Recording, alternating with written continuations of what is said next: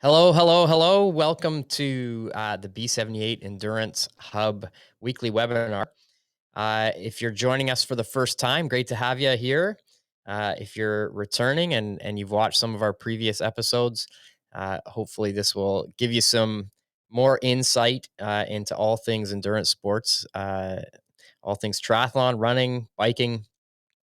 Our goal with these webinars really is to give you a foundation of knowledge and a foundation of thoughts and ideas that will help you in your journey in endurance sport. We've covered lots of topics so far, and obviously in the back end of the B78 Endurance Hub, we have master classes with some amazing experts that are worth checking out. Um, Today, we're going to dive into the idea of how many races you should do in a season. So, if you're new to the sport, even if you're a veteran, maybe been doing this for a long time.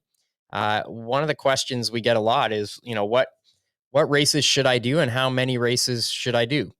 It's not an easy question to answer, and like some of the answers I'm going to give you on these webinars, there's multiple answers. There's not one specific answer. There's a bunch of different factors that come into play when you want to plan a season out. So the answer right away at the beginning of this webinar, how many races should I do in a season, actually has no answer. But I hope that some of the explanations will give you some more clarity around, what the possibilities are and what some smart decisions are. That's probably the best thing. I mean, that's one of the best things you get from working with a coach is some outside but very knowledgeable sort of expertise on making decisions. I say that a lot when I'm coaching.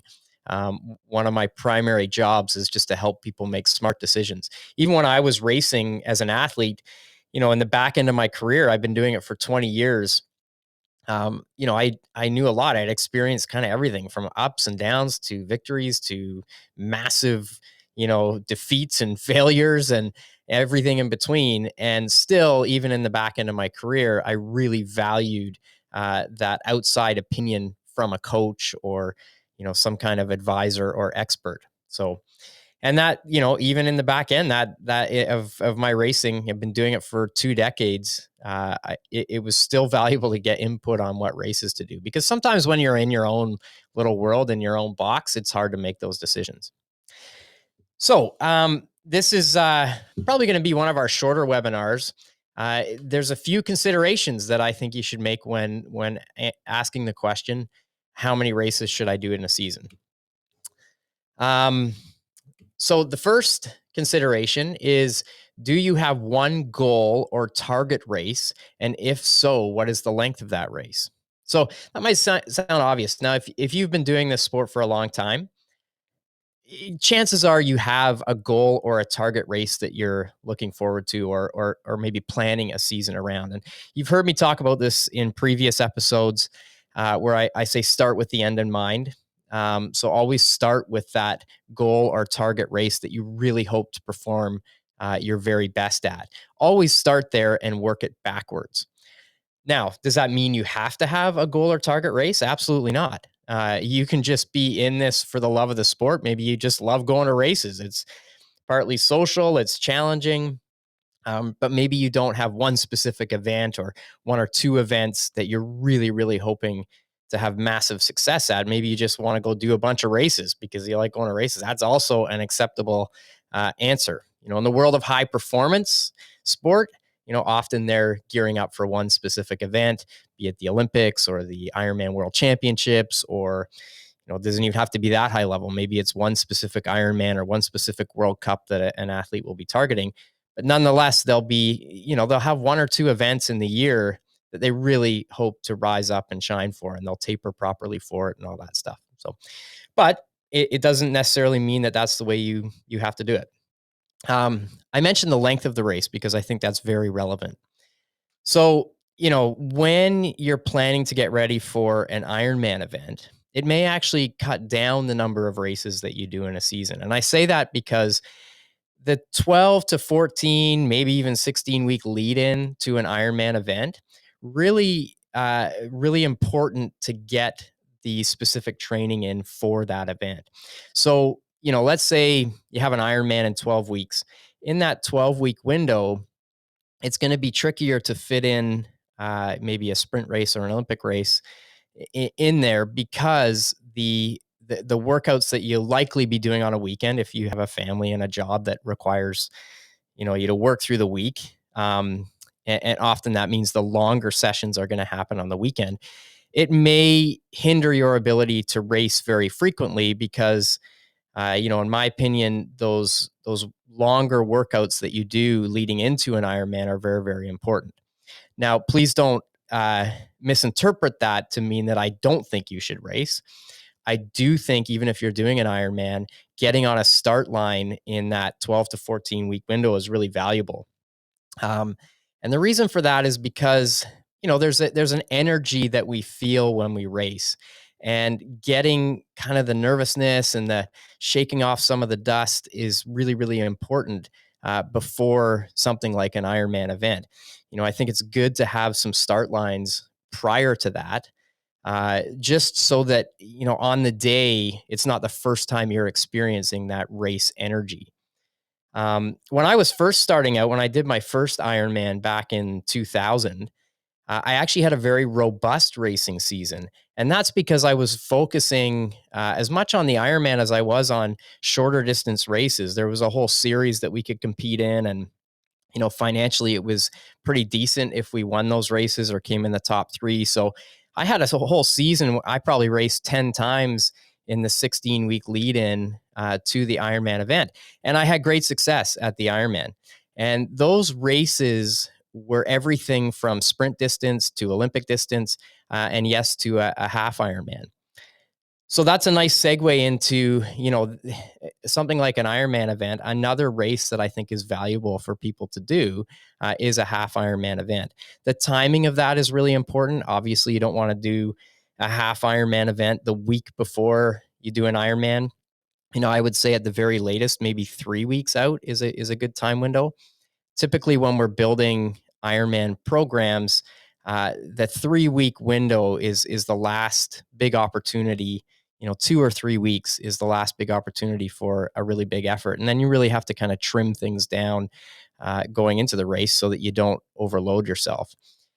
So if you want to do a half Ironman, if it's your first Ironman, a half Ironman is a good recommendation. Not only does it function as a start line, but it also, will give you the confidence that you can go the distance. That said, actually, I've had athletes who do a half leading into the full, and they're like, "Oh my gosh, I don't think I'm going to be. I can't believe I have to do double this." But obviously, the pace is a little different, and it can really actually function as a great training day leading into the Ironman event. It can function as a big, long, hard workout that you may not otherwise do with the same intensity on your own. So that's another huge benefit leading into a longer distance event is to have a half Ironman, really that it functions as a big training load day as well. Now, sticking with the topic of length of race, if the goal race you have is shorter, so let's say maybe your goal is to qualify for the age group world championships or the pro world championships for short distance or Olympic distance. In my opinion, you can race much more frequently, and I would actually encourage that you race more frequently because, first of all, shorter races. Obviously, you're not going to do an Ironman leading into the age group world championships. Maybe you are if you're just sort of checking things off a bucket list. It's not recommended, but racing short distance events. So let's say you want to go to the age group world championships. In my opinion, nothing is going to prepare you as well as getting on short start lines. So everything from sprints, super sprints, and Olympic distance events leading into that key event if it's a shorter event. Race fitness is a thing. And as much as you might think that you're, doing really, really hard, tough workouts, nothing really compares to doing a full triathlon, a sprint or an Olympic distance hard and racing against each other and sort of figuring out race dynamics and pushing yourself a little deeper than you might otherwise in training. So certainly a recommendation to race more frequently if you are getting ready, if your goal race is shorter. In any of the seasons where the big races for me were Olympic distance races, I would race not every weekend, but in the sort of 16-week season, let's say it's going from June, July, August, September, I would be racing probably on average every 2 weeks for sure. And again, I get as fit as I could going into that block. And then the bulk of my fitness would come from those really hard efforts on the weekend. And my ability to tolerate discomfort would go up. My race savvy, if you want to call it, would go up. My race toughness would go up. So much to be gained by racing frequently if you're getting ready for shorter distances in particular. What else can I say about that? I think that's pretty much it. So again, if you have high aspirations in the shorter distance events, plan out a season where you race, I would say, as frequently as possible. I know what I wanted to mention was the beauty to short distance racing is the recovery time is much shorter, and that's a really really important consideration to make.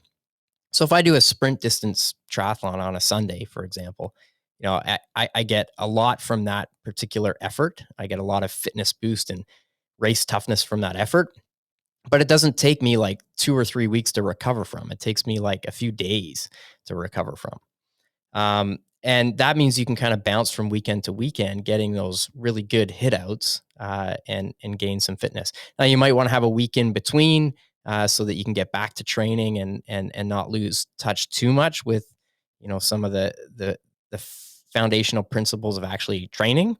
If you race every weekend, eventually you'll lose a bit of fitness because it's hard to do stuff during the week if you're sort of recovering from this race and then getting ready for the next race. So anyway, probably gone on a bit about that too much, but it's an important consideration when you're mapping out a season, and hopefully you have someone in your corner that will help you plan that out accordingly.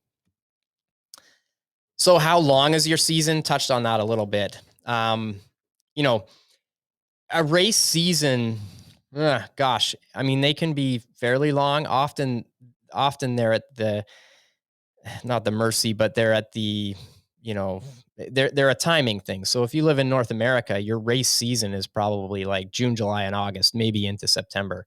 If you live in the southern hemisphere, it's flipped on its head, and your racing season looks a little different. So really, triathlon races, they're only taking place for 4 or 5 months of the year in the climate that you're in. Now, if you're traveling a lot, of course, you can hit races all year round, but chances are people are, staying relatively close to home in northern or southern hemisphere. So you've got, a 4 month window, and that's a consideration. Maybe you're new to the sport and you're like, hey, I'm only going to do this in the summer, July and August. So now you have an 8 week window that you're going to race in. And so that will limit the number of races you're going to do. That's my point is obviously the longer your quote race season is, the more opportunity there is to race, and the shorter, the less opportunity there is to race. I think this is an important consideration too. How long have you been doing the sport?